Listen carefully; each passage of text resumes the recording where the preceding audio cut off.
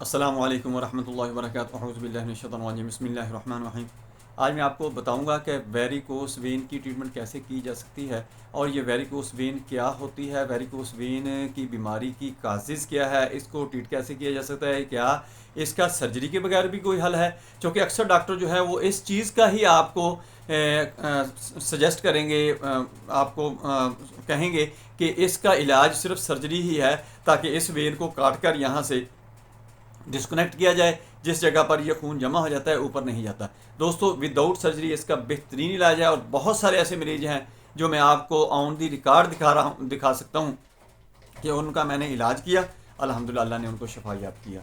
दोस्तों, सबसे पहले तो ये है कि ये बीमारी कैसे होती है, सभी मैं आपको बताऊँगा, आपको बहुत ज़्यादा फ़ायदा होगा। पूरी वीडियो देखें, लोगों के अंदर शेयर भी करें ताकि जिनको ये वीडियो नहीं मिल रही उनको भी मिलना शुरू हो जाए। दोस्तों, मैं हूं डॉक्टर हफ्सुद्दीन रंजन, आप देख रहे हैं यूट्यूब चैनल। मेरा आज का जो मौजू है वो है varicose when treatment.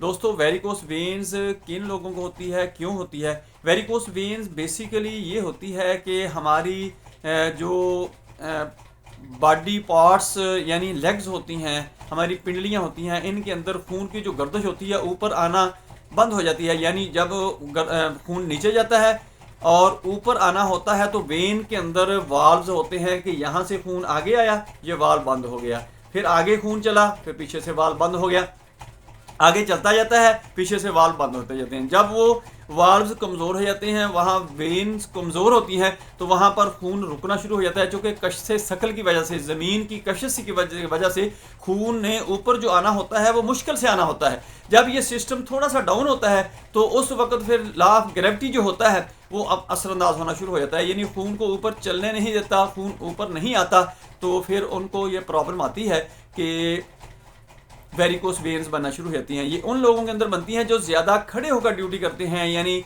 Security guards हैं या कोई ऐसा काम शॉपिंग मॉल के अंदर सेलमैन जो खड़े होकर सारा दिन ड्यूटी देते हैं, उनको ये प्रॉब्लम आती है। या कोई भी और बंदा जो खड़ा होकर काम करता है तो उसके लिए ये प्रॉब्लम पैदा हो सकती है। पहले सबसे तो ये चाहिए कि जो खड़ा होने वाली ड्यूटी करते हैं 2-3 घंटे के बाद उनको चाहिए कि थोड़ी देर के लिए रेस्ट कर लें, लेट जाएं, या कम से कम ये होना चाहिए कि उनको रात के वक्त जब उन्होंने लेटना है, सोना है, तो अपनी जो चारपाई है उसके जो पाए पाँव की तरफ हैं उनके नीचे 2 ईंटें रखकर या कोई और चीज़ रखकर उसको ऊंचा कर ले, ताकि जो ब्लड फ्लो है उसका सर्कल जो है ऊपर की तरफ बहाल होना शुरू हो जाए, नीचे जो आपका ब्लड जमा हो रहा है वो ठीक हो जाएगा। दोस्तों, इसके साथ साथ आपको ट्रीटमेंट में बताता हूँ कि आपने ट्रीटमेंट इसकी क्या करनी है। ट्रीटमेंट जो मैं अपने क्लिनिक के ऊपर करता हूँ दोस्तों वो है हेमा मेलस।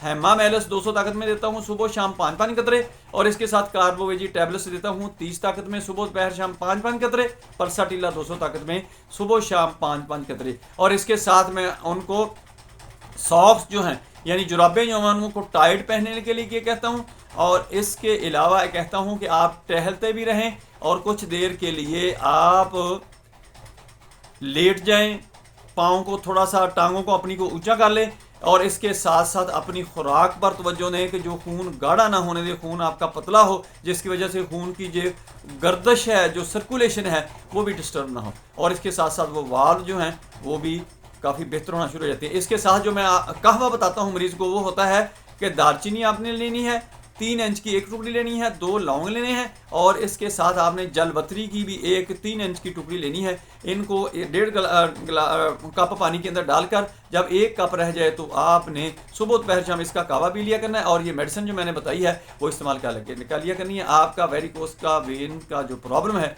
वो टोटली तौर पर ठीक हो जाएगा। दोस्तों, मेरी वीडियो पसंद आए इसको लाइक करें, दोस्तों रिश्तेदारों में शेयर करें, बेल आइकन को प्रेस करें, मेरे चैनल को सब्सक्राइब करें। अपना ख्याल रखें, stay connected, stay happy, stay healthy. अल्लाह हाफिज़, अस्सलामु अलैकुम वरहमतुल्लाहि वबरकातुहू।